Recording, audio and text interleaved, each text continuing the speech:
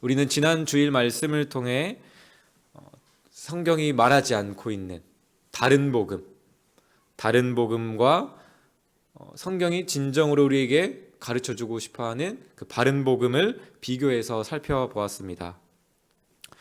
개인적으로 설교를 들으면서 가장 인상 깊었던 한 가지를 나누자면, 왕을 만나러 갈 때에는 스스로의 힘으로 나아갈 수 없다는 것이었습니다.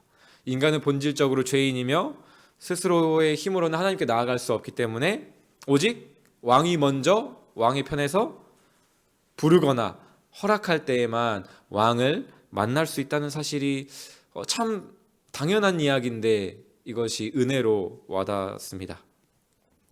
구약 성경에서 왕의 은혜로, 왕의 부르심으로 인해서 그 왕의 상에 참여하였던, 방금 나눴던 그 이야기의 한 가지 예를 떠올릴 수가 있습니다. 바로 다윗의 이야기인데요.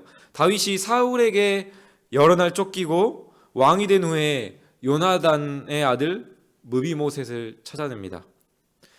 무비보셋은 다윗 왕 앞에 엎드려 절하며 두려워 떱니다. 왜 그랬을까요? 아마도 전 왕의 혈족인 자신을 죽이려고 찾아온 것으로 알았던 것 같습니다. 그러나 다윗은 무비보셋이 왕인 자신의 상에 참여하게 합니다. 사무엘하 9장 7절에서 무비보셋이 왕의 상에 참여하는 이유에 대해 다윗은 직접 이렇게 말합니다. 다윗이 그에게 이르되 무서워하지 말라. 내가 반드시 내 아버지 요나단으로 말미암아 내게 은총을 베풀리라. 내가 네 할아버지 사울의 모든 밭을 다 내게 도로 주겠고 또 너는 항상 내 상에서 떡을 먹을지니라 하니. 무비보셋이 한 것은 아무것도 없는데 정말 아무것도 할 수 없었습니다. 절름발이었고 뛰어난 용사도 아니었고 정말 생명만 연명하고 있던 그 아무것도 할 수 없었던 무비보셋이었지만 아버지 요나단으로 말미암아, 아버지와 다윗의 관계로 말미암아 왕의 은총을 받게 된 것이죠. 열왕기상 2장 7절에 보면은 길르앗 바르실레의 아들들의 이야기가 나옵니다. 여기서 다윗 왕은 왕이 될 솔로몬을 향하여 바르실레의 아들들을 자신 때뿐만이 아니라 아들 솔로몬이 왕이 되었을 때에도 왕의 상에 참여하도록 약속합니다. 열왕기상 2장 7절 말씀입니다. 마땅히 길르앗 바르실레의 아들들에게 은총을 베풀어 그들이 내 상에서 먹는 자 중에 참여하게 하라.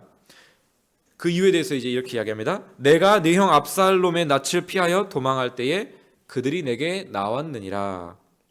마찬가지로 바르실레의 아들들은 아무것도 한 것이 없는데 아버지인 바르실레가 다윗 왕이 힘들었을 때 다윗 왕을 도와주었던 아버지의 공로로 말미암아 왕의 상에 참여하는 은총을 입게 되었습니다.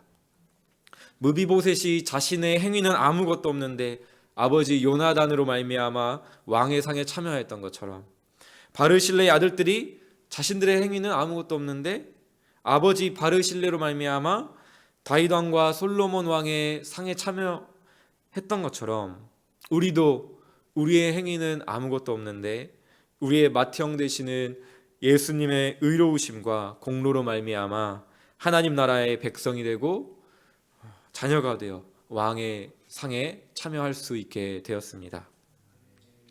주일 말씀을 묵상하고 오늘 말씀을 준비하면서 정말 우리가 받은 은혜가 어디로부터 왔는가, 우리에게 은혜를 베푸신 우리의 왕 되신 하나님이 얼마나 선하신가, 이 은혜를 꼭 나누고 싶어서 길지만 조금 이 은혜를 먼저 나누고 시작합니다. 오늘 우리가 읽은 디도서는 사도 바울이 그레데에 있는 자신의 아들과도 같은 디도에게 쓴 편지입니다. 사도 바울은 디도를 그레데라고 하는 지역에 남겨두어서 교회의 리더십을 세우게 하고요. 그리고 그 리더십들을 통해서 교회를 거룩하게 세우도록 명합니다. 이것이 1장의 말씀이고요. 그리고 그 교회 리더십을 통해 가르침을 받은 신자들의 삶은 구체적으로 어떠해야 하는지가 바로 우리가 읽은 2장의 말씀입니다. 또 그 2장에서는 그렇게 거룩하게 가르침을 받은 신자들은 어떠해야 되는지, 그리고 구체적으로 어떻게 그 삶이 가능한지의 내용이 11절에서 14절 말씀입니다. 그리고 3장 말씀은 교회의 리더십을 통해 하나님의 은혜로 선한 일을 열심히 하는 자들로 양육받은 그레데의 성도들이 어떻게 그레데 지역을 믿지 않는 세상을 섬겨야 되는지에 대해서 잘 말씀하고 있습니다. 오늘 D6QT 본문은 사실 3장 말씀입니다. 그런데 제가 2장 말씀을 준비했습니다. 디도서 전체를 이제 묵상하고 준비하면서 또 주일 말씀을 생각할 때에 참 이 말씀으로 또 계속해서 은혜를 나누면 좋겠다라고 생각해서 2장 말씀으로 은혜를 나누고자 합니다. 사도 바울은 디도라고 하는 하나님 나라, 하나님 왕국의 교사를 통해서 하나님의 왕국에 들어오게 된 그레데 교인들을 진정한 하나님 나라의 백성으로서 살게 합니다. 교육을 시킵니다. 이제 백성된 자들에게 백성으로서의 교육이 필요한 이유는 분명하죠. 왜 그렇습니까? 이제까지 그들은 왕궁 밖에서 살던 이들이기 때문입니다. 그렇기 때문에 당연하게 왕궁 안에서의 삶은 어떠한 삶이고 그 왕궁 안에서 나는 어떻게 살아야 되는지를 아직 잘 모르기 때문이죠. 이제 막 들어왔을 뿐인 것이죠. 그래서 사도 바울은 디도를 통하여 2절에서 10절, 우리가 읽은 2장 2절에서 10절 말씀을 통해 그 나라에 다양한 백성들이 있는데 그 다양한 백성들에게 맞춤 교육을 행하라라고 이야기를 합니다. 여기서 너무나도 중요한 것은 2장 5절과 10절의 말씀인데요. 여러 가지를 가르치라, 이렇게 행하라 명령하면서 5절에 사도 바울은 이렇게 이야기합니다. 이는 하나님의 말씀이 비방을 받지 않게 하려 함이라. 10절 말씀에는 비슷한 말이 나오죠. 이는 범사에 우리 구주 하나님의 교훈을 빛나게 하려 함이라.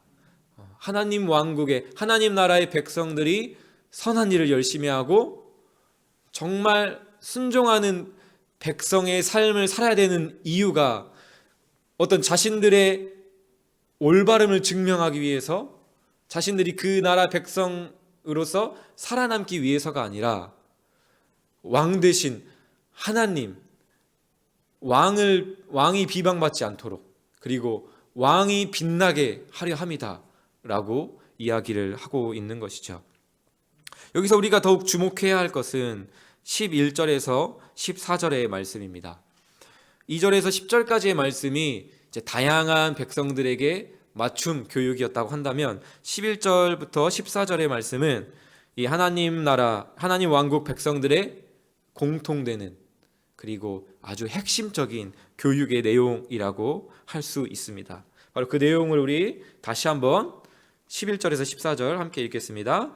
모든 사람에게 구원을 주시는 하나님의 은혜가 나타나 우리를 양육하시되 경건하지 않은 것과 이 세상 정욕을 다 버리고 신중함과 의로움과 경건함으로 이 세상에 살고 복스러운 소망과 우리의 크신 하나님 구주 예수 그리스도의 영광이 나타나심을 기다리게 하셨으니 그가 우리를 대신하여 자신을 주심은 모든 불법에서 우리를 속량하시고 우리를 깨끗하게 하사 선한 일을 열심히 하는 자기 백성이 되게 하려 하심이라. 아멘. 남녀노소 상관없이 모두가 알아야 할 가장 핵심적이고 기초적인 하나님 왕국에 살아가는 방법을 이야기를 하고 있습니다. 이 같은 핵심 교육, 기초 교육이 중요한 이유는 무엇일까요? 우리 아이들이 받는 기초 교육을 받는 것이 왜 중요할까요? 기초가 되기 때문이죠. 가장 근본적이고 모든 교육의 토대가 되기 때문이고, 또 한편으로 생각해 본다면 우리가 가장 잘 까먹고 잘 잊어버리는 것이기 때문에 반복해서, 그리고 가장 중요하게 핵심적으로 가르칠 것입니다. 하나님 나라의 교육, 하나님 나라의 기초 교육도 우리에게 마찬가지입니다. 중요한 이유가 마찬가지죠. 왜냐하면 우리는 우리의 행위가 아닌 그 나라의 왕이자 유일하신 아들 예수 그리스도의 공로로 말미암아 왕국 안에 받아들여졌다는 사실은 믿지만, 하지만 받아들여진 왕국에서의 삶은 내가 잘 살아야 된다라고 생각하기 때문입니다. 자꾸만 우리의 마음이, 우리의 연약한 죄성이 그쪽으로 기울게 되는 것이죠. 자꾸만 나를 왕궁에 들여보내주신 왕의 은혜에 내가 보답해야 되고, 은혜를 갚고 하나님의 선택이, 나를 이곳으로 들여보내주신 하나님의 선택이 틀리지 않았다는 것을 나 스스로 증명하려고 하는 우리의 모습들이 자꾸만 드러나기 때문입니다. 하지만 오늘 디도서 2장 말씀을 통해 우리에게 하나님께서 주시는 말씀은 왕궁으로 들여보내는 것도, 왕궁 안에서의 삶도 오직 왕의 은혜로 가능하다라는 것을 우리에게 말씀해 주고 계십니다. 11절을 보면 구원을 주시는 하나님의 은혜가 나타나죠. 하나님은 우리를 구원하시는 분이시다라는 것을 이야기하고 있습니다. 그런데 12절을 보면 우리를 구원하신 하나님께서, 하나님 나라로 들여보내주신 하나님께서 우리를 양육하신다라고 말씀하고 계십니다. 그냥 우리를 구원하시고 이제는 너희 마음대로 살라라는 것이 아니라 이제 하나님 나라에 들어온 우리를 양육하신다라고 하시는 것이죠. 이 원어적인 의미로는 우리를 교육하시고 우리를 훈련시키신다라고 말씀합니다. 3장 4절에서 7절의 말씀을 우리가 참고해서 보면 우리가 어떻게 살아가야 되는지, 또 우리를 가르치시기 위해, 우리를 양육하시기 위해서 우리 각자에게 개인 비서, 또 개인 코치를 붙여주신다고까지 말씀하고 계십니다. 그분이 바로 성령님이시죠. 5절 말씀에 우리를 성령에 새롭게 하심으로, 또 6절 말씀에 성령을 풍성히 부어주사 정말 하나님 나라의 백성으로서 우리가 어떻게 살아가야 하는지, 우리를 구원하심으로 끝나는 것이 아니라 끊임없이 우리를 친히 하나님의 은혜로 양육하신다라고 말씀합니다. 지난주부터 이제 담쟁이 학교 이제 복음 중심 3반도 이제 시작했는데요. 그 도입부에 보면은 이제 무엇을 기대할 것인가, 우리가 이런 것들을 우리의 나눔과 모임 가운데 기대하자라는 내용들이 있습니다. 그 중에서 인상 깊었던 것은 갈등을 기대하자. 우리가 모두 죄인이기 때문에 갈등이 있을 수도 있다. 그러나 그 갈등 가운데 우리의 죄인임을 인정하고 또 하나님을 더욱더 드러내자라는 것을 또 이야기하고요. 또 한 가지 인상 깊었던 것은 성령님을 우리가 기대하자라고 이야기를 하고 있습니다. 여기서 이렇게 이야기합니다. 여러분이 속한 소그룹의 성장과 여러분을 포함한 각 사람의 삶의 변화에 궁극적인 책임이 있으신 성령님을 기대하라. 여러분의 삶의 변화에 궁극적인 책임이 있으신 성령님을 기대하라. 마음을 열고 그분을 신뢰하라 말씀하고 있습니다. 우리의 죄악된 본성으로는 이해되지 않고 충격적인 이야기죠. 나의 삶의 변화에 궁극적인 책임이 나에게 있는 것이 아니라고? 성령님께 있다고? 이것이 성경이 말하고 있는 바지만 우리의 죄악된 본성으로는 자꾸만 나의 행위로서 내가 직접 삶을 변화시켜야 된다라고 하는 마음들이 있는 것이죠.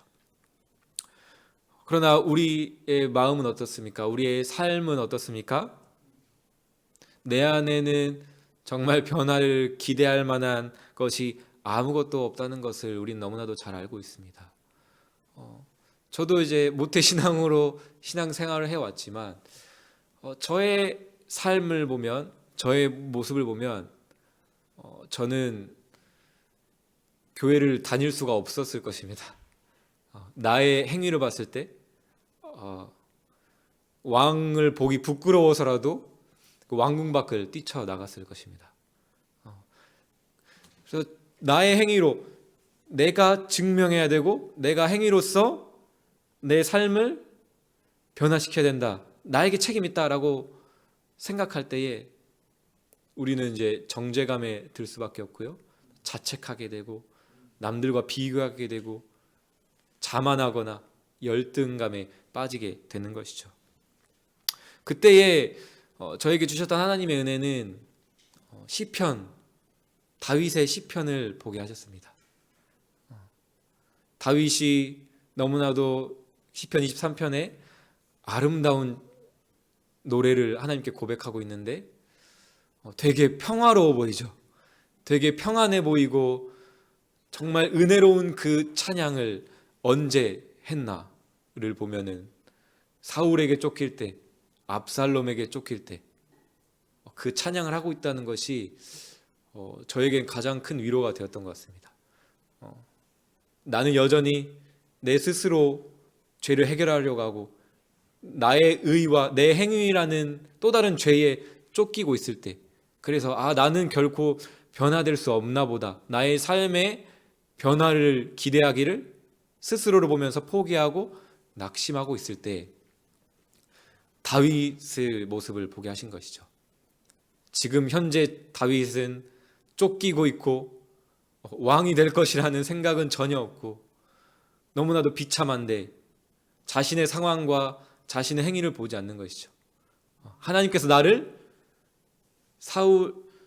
사무엘 선지자를 통해 또 기름 부으셨으니 또 나를 택하셨으니 지금은 그 모습이 아니지만 언젠가는 분명히 나를 또 왕을 삼으시고 또 나를 아름답게 또 선한 길로 인도하실 거야. 그리고 지금 그 과중 중에 있어라는 것을 믿었기에 다윗이 그러한 힘든 상황 속에서도 아름다운 찬양을 할 수 있었던 것이죠. 그 은혜 가운데 저의 삶이 저의 행위에서 복음으로 변화되었던 것 같습니다. 죄를 지은 직후에 우리가 드는 우리의 마음은 정죄와 자책감이죠. 그런데 그 순간에도 기도하게 하셨습니다. 하나님께서 그 순간에 다윗의 고백을 떠올리게 하면서 하나님, 지금 제 모습을 저 스스로 봤을 때는 10년이 지나도 똑같을 것 같고 결코 변화되지 않을 것 같습니다. 하지만 하나님께서 다윗을 통해 그렇게 고백하게 하셨던 것처럼 저도 그렇게 고백하길 원합니다. 지금 내 모습, 나의 죄악된 모습을 봤을 때는 결코 내 삶이 변화될 것 같지 않지만 나를 부르시고 나에게 약속하신 하나님께서, 내 안에 선한 일을 시작하신 주님께서 성령을 통해 끝날까지 그 일을 마치시고 함께 하실 것을 믿습니다. 그 고백을 하게 하셨습니다. 사랑하는 성도 여러분, 여러분은 어떤 것을 오늘 이 아침 기대하십니까? 누구에게 기대하고 계십니까? 예수님께서 나를 구원하셨다는 것을 믿지만 혹시 성령 하나님을 통해서 오늘 나의 삶을 성령님께서 친히 변화시키시고 붙잡으실 것이라는 그 믿음은 우리에게 없진 않은지 우리가 생각해 보았으면 좋겠습니다. 나를 그저 구원하신 분으로만 우리가 생각한다고 한다면 우리는 반쪽짜리 복음을 붙잡고 사는 것일 것입니다. 우리를 구원하신 하나님께서 오늘 말씀처럼 친히 성령 하나님을 보내주셔서 오늘 나를 양육하신다, 나를 교육하시고 나를 훈련시키신다 라는 우리의 양육자에 대한 그 믿음을 가지고 오늘 하루도 나아가는 저와 우리 모든 성도님들이 되시기를 주님의 이름으로 축복합니다.